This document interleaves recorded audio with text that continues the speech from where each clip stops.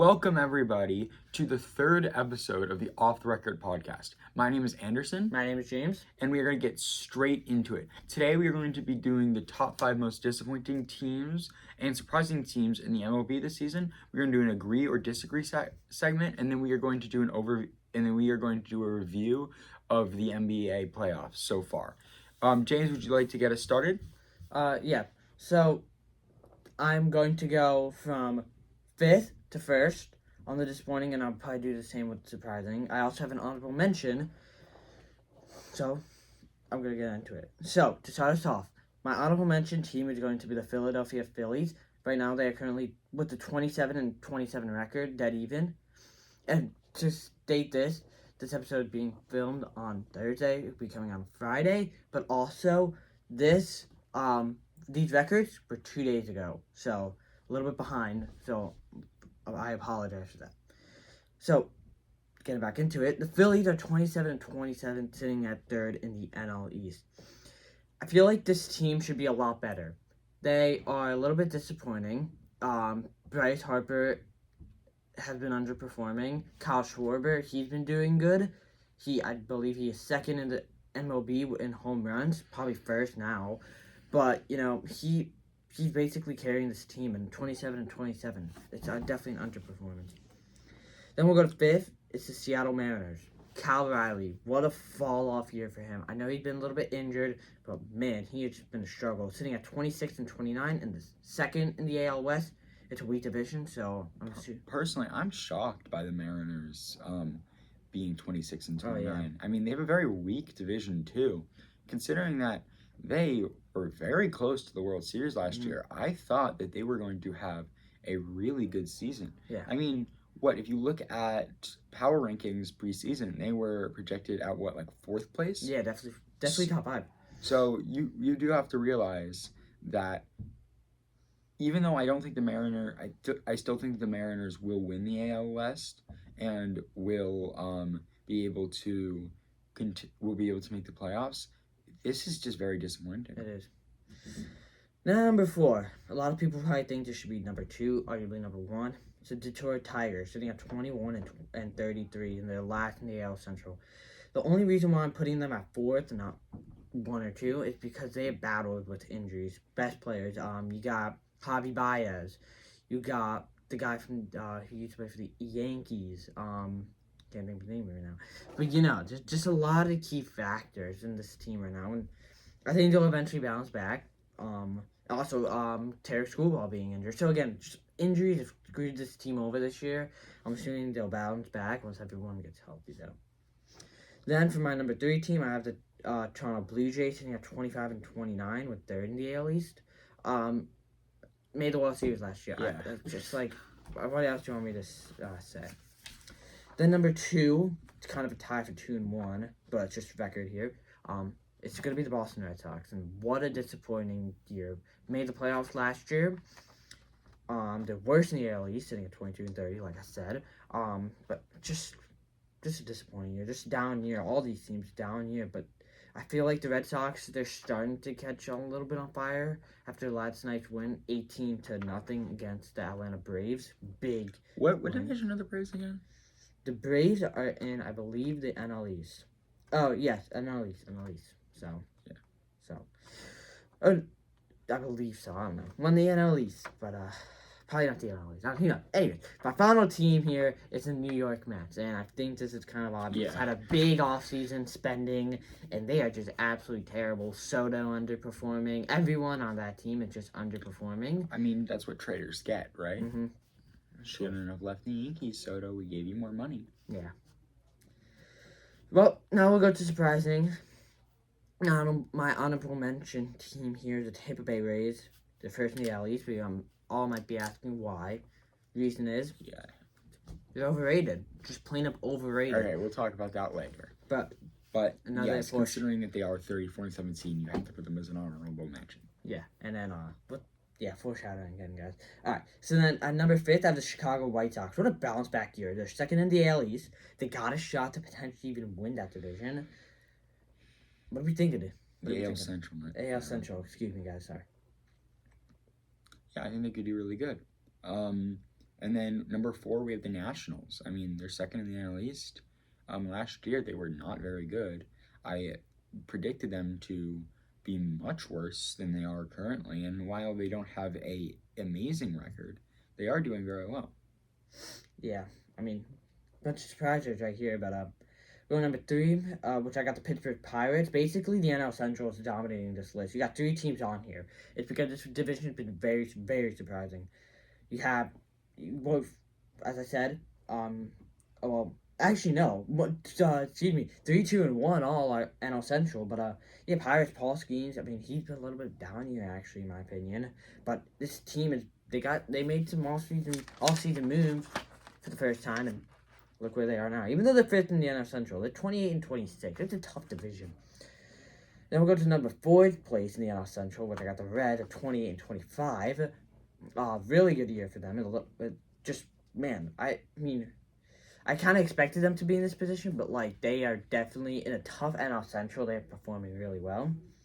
And then finally we have I said Arizona Cardinals. The St. Louis Cardinals. They're second in the NLS behind the Brewers, but NL Central. NL Central, yes. I mean, they're second behind the Brewers. Tough division, like I've been saying, but they've been hitting the ball. They've been pitching really well, and maybe this team squeaks out a nice playoff run. Who knows? I think that they will.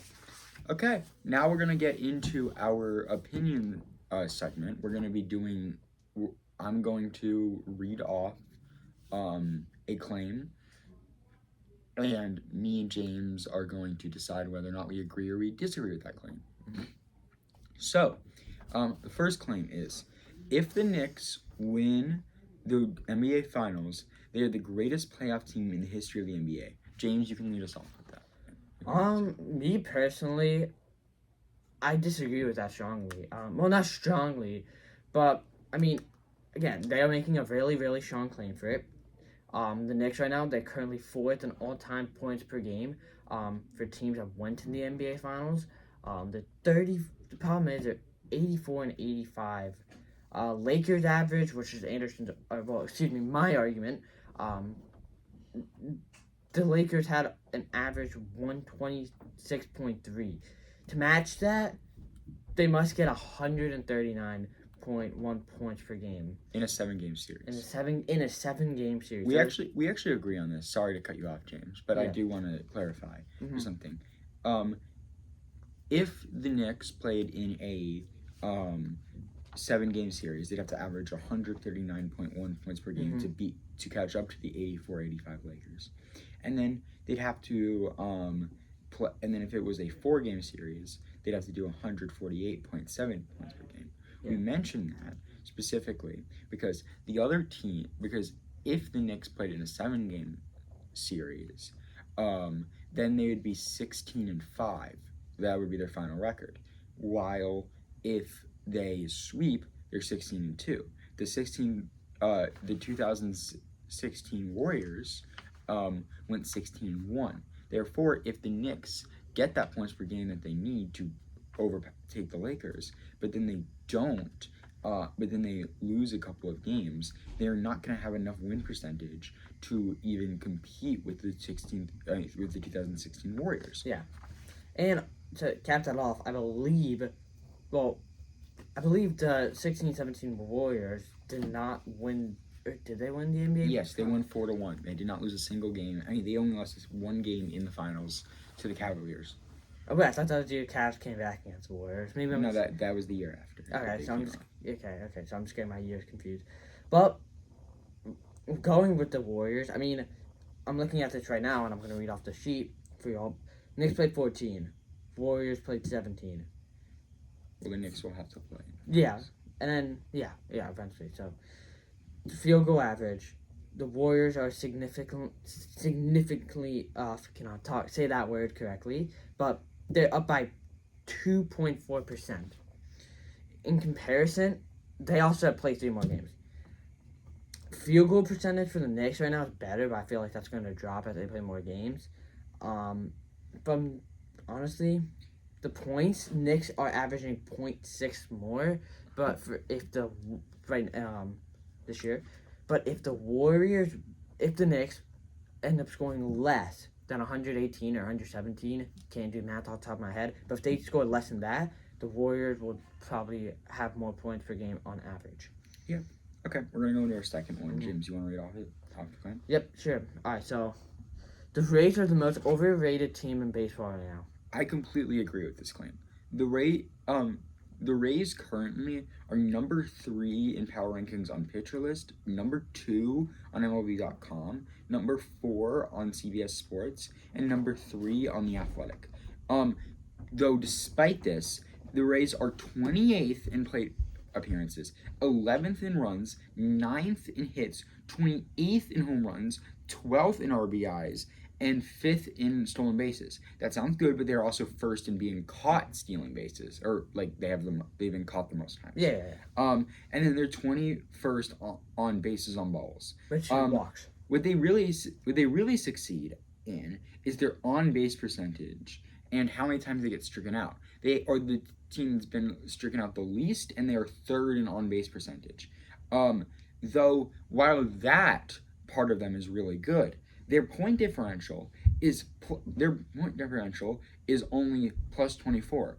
The Pirates and the Mariners have a higher point differential than the Rays. So to act like they are this top 5 team currently is ludicrous. They have just gotten quite lucky with some of their plays, and if the Rays are able to continue being lucky, then they're going to be a good team. But luck runs out, especially in a 162 game season. I mean, I wouldn't call it luck because when you're looking at this, they don't strike out a lot, and that's how you win baseball games. You do not strike out. I agree with the statement a lot. I'm just saying, like, they don't strike out a lot, and getting on base is a key part of winning baseball games. Now, the Rays, if you look at their history, they did this last year too, and I believe the year before that.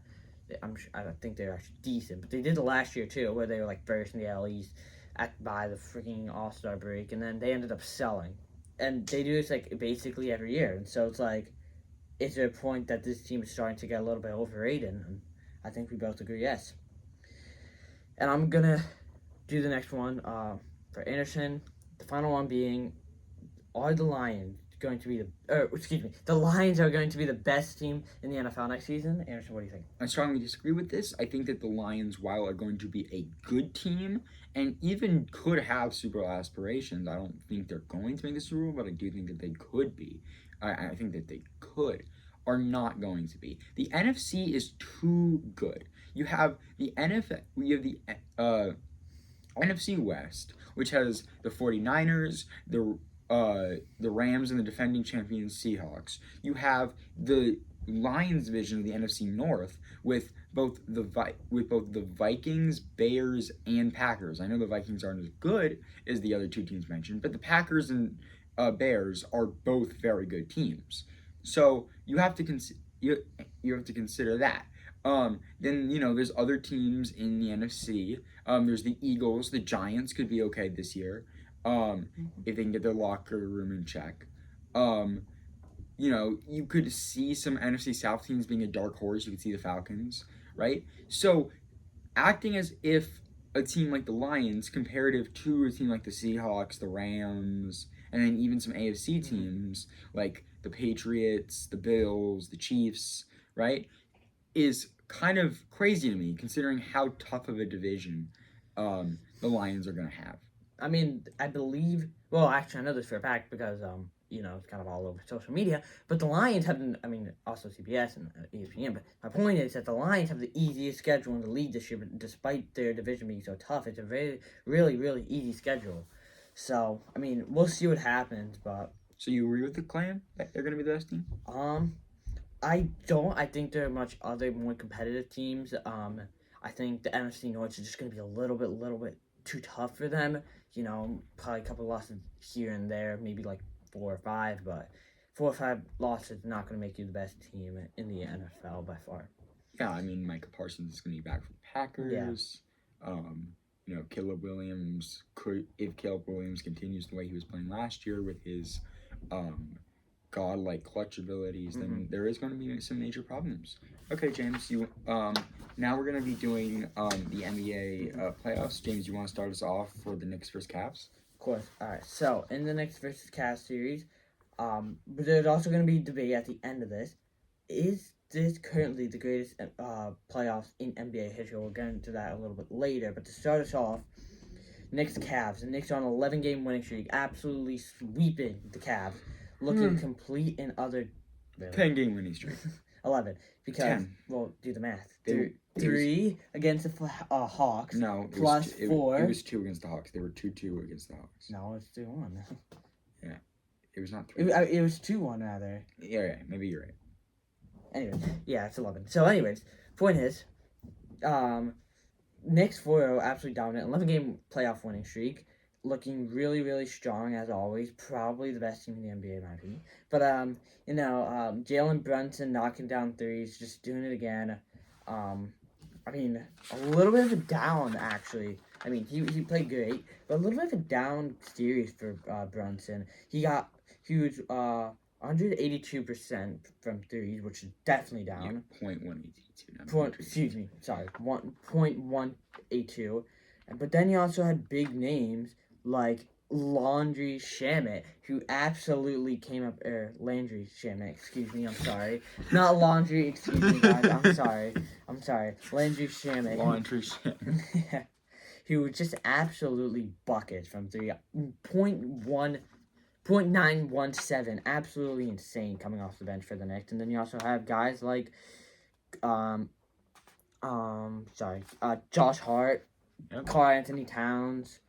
Again, down series from OG Anunoby, but Knicks got some well-resting guys, and they should be ready to go for the NBA Finals. Yeah, I mean, the Knicks had a EFG of 0.585, which is incredible. Mm-hmm. They had only a turnover rate of 12.8. They forced a turnover rate of 15.6.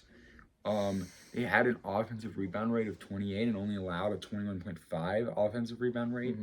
Mm-hmm. The main issue I would see is that their free throw is low, but like that can be made up for the fact that they keep making threes. They don't have to worry about it. I was gonna bring that up. It's just they were making so many threes. Yeah. I mean, they averaged 118 points, 118.8 points this series. Mm-hmm. That's incredible. Yeah. I mean, Jalen Brunson, might be not as good as some of his other series, but he still was averaging 25.5 points per game.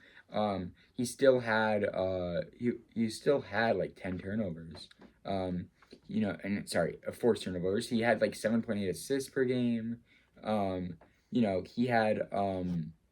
He did very good. I won't lie. I mean, so did Mikal Bridges. Anunoby definitely didn't do as good as some of his other performances, but 16.3 points per game isn't bad. But overall, the real thing was the fact that they were just able to contain basically everyone on the Cavaliers besides Donovan Mitchell, who got 27.3 points per game. Besides that, Mobley only got 17 points per game. Harden only got 16. Allen only got 11.5. They just weren't able to score points. The Knicks held them to 99.5 points per game. That's really hard for a playoff team. I'm also looking at it here. I mean, like, some guys, first off, Knicks, they play extraordinary good, but, like, the comeback down 22 was, man, I'll tell you, one crazy comeback. But if they want to win this finals, and I'm going to say this right now, if they want to win this finals, they cannot be down 22. They cannot really be losing at all. Like, they're going to be playing the Spurs. Or OKC for that matter, sorry. But if they're playing Spurs or OKC, it is going to be a little bit tricky because both of those teams have good defense, and they can translate that good defense into offense. Knicks have been playing good defense of late. I just believe they're going to have to be playing a little bit better. And on offense, Brunson, he's just going to have to step it up if they want to win the finals. Yep. All right, James, you want to lead us into OKC versus the Spurs? Yep. All right. So, OKC Spurs. SGA, so far, it's 3-2 right now. They play tonight, 8:30. Series could be over. But hopefully not. Go Spurs. Hopefully not. But, you got SGA, who's been dominating this series. 131 points in just 5 games. I mean, just diabolical numbers. I believe he's averaging 28.2 points per game. Oh, my God. Just crazy. And then Wemby, a little bit, I mean, his defense was down 2 nights Wait, ago. who were you saying had all those points? But SGA. Oh, SGA. Oh, he was only averaging 26.2 points per game. Wemby is doing Wemby's insane doing at insane. 28.2. Problem is that he kind of wasn't. He was doing good last game, but his defense was not really that great for Wemby. He's averaging 3 blocks per game. I don't think Yeah, that's but hard. last game he only got 1 block, which killed his ERA. That's true, but he's still averaging like 11 offensive rebounds. Only 11. He has 18. Well, no, he has 18 total. There's been 6 games. So he's averaging like 3. That's not bad. And then you're also looking at Jared McCain, who's been clutch the last 2 games for OKC.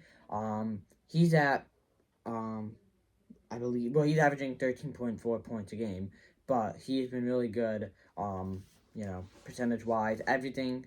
He's been really knocking them down from 3. I think this team is a little bit scarier than well, I don't know. I mean, it's not playing all that, you expect, like a couple other guys like McCain, I think he's doing good, but I think Alex Caruso, Chet Holmgren, they gotta be, even Carson Wallace probably should be stepping it up. Want to do San Antonio? Yeah, I mean, as I mentioned earlier, Wemby has 28.2 points per game, which is insane. He's averaging 3 offensive rebounds per game, which you could have higher, but it's not bad. Their offensive rebound rate is the Spurs' offensive rebound rate is 30.3%, which is incredible. Which is really good. Currently, the OKC is only averaging 1 point per game more than the Spurs. So it is a very close series. I do think that the Spurs will win tonight. I think that it'll make it a 3-3, and then the next time we are here, we are going to be discussing the NBA Finals, probably Game 1 of the NBA Finals. Yeah, probably. So I definitely think this is a very good series. I mean, Wemby is definitely carrying the Spurs, but, Castle has played good. He has some good points per game. He's getting a lot of assists per game. And yeah, obviously he doesn't have as good defensive stats as Wemby does, but he's a good role player. So is Devin Vassell and Dylan Harper. So and then if De'Aaron Fox plays, he's great. So I think that is definitely I think that is definitely good for the Spurs. I think the Spurs should be optimistic, and while I think that there is a high chance OKC eliminates them in Game 7, I still personally think that the Spurs will win the series despite it being 3-2. I mean, sorry to interrupt you, but you're looking at the Spurs roster. I don't know exactly the average age, but I'll tell you, Wemby's 22, you got Castle who's 21, you got Harper who's 19, and then you have Fox who's 28.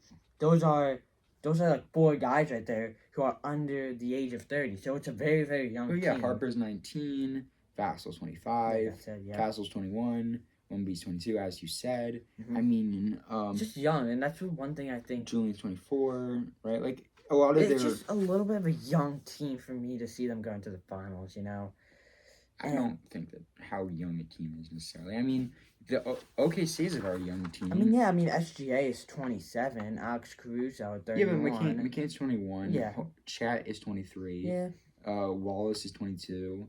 So there's it's a little bit more experience, I would say. Oklahoma. I mean, Jalen Williams is 24. So I wouldn't even really say that. I don't know if I agree with you on that one. All right. So our final take for today is, and we're both going to debate this together. Is this the greatest playoff in NBA history? There's been 2 Game 7s, 3, I believe, actually. There's been 3. There was 2 Cavs. It was Cavs, and then it was the Cavs versus Sixers. Not Cavs versus Sixers. Sorry. Boston versus Sixers. Okay, so no. We're gonna do calculation. Cavs versus Detroit. And then Wizards, Detroit. And then Spurs versus I forget. It doesn't matter. There's been a lot of Game 7s. There's been a lot of Game 7s. I think that this is a very good series. I don't think it's the best series of all time. I mean, the 2017 playoffs is never really going to be beat just because of that one comeback in the end. The bubble year was a really good playoff. So, I mean, there was just so it was fun. I'm not gonna lie. I know it was not, real basketball, but it was fun. I'm not gonna lie. Yeah. Then there are definitely some like ones in the '90s with Jordan. I mean, you could argue 2011 was good. So like the idea that this is the greatest playoffs of all time. Look, if we see A game 7 in the final, I think there's definitely competition. I think that if the Spurs take it to Game 7, and then we see a Game 7 in the NBA Finals, then we can talk. But currently, I don't think there is enough to justify making this claim. Yeah, I agree. But again, only time will tell, boys. Only time will tell. But that is the end of our episode. Yeah. So thank you so much for watching, and we really hope that you can subscribe and check out some of our other episodes.